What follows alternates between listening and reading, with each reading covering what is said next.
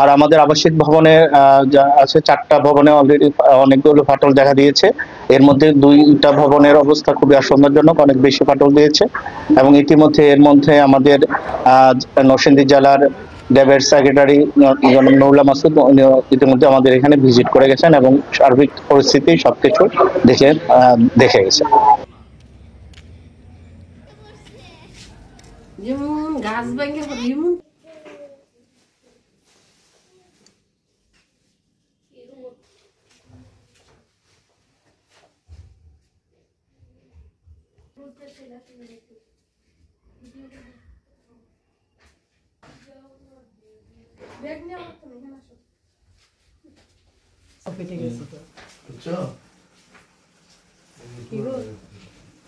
পুরা আছে পুরা পুরা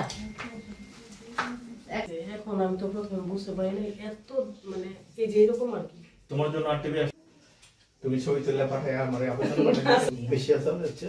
হ্যাঁ আমার